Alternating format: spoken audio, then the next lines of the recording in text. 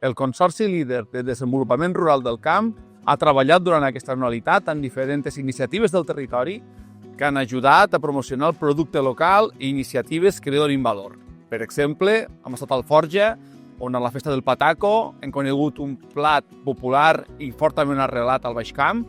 A la Festa de Poboleda del vi a l'Antiga i de la Verema hem vist com treballaven els nostres avantpassats.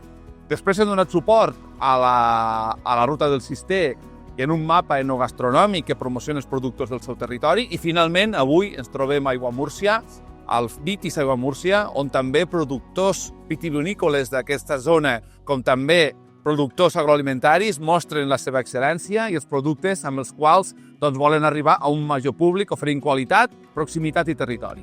Nosaltres des del Consorci hi treballem en projectes de cooperació que permeten que aquestes iniciatives tinguin també un recurs audiovisual per donar-se a conèixer i promocionar-se i esperem que poder-ho fer durant molt temps i que això repercuteixi a que iniciatives i emprenedors d'aquest camp de Tarragona cada vegada tinguin més possibilitats d'arrelar-se i de continuar.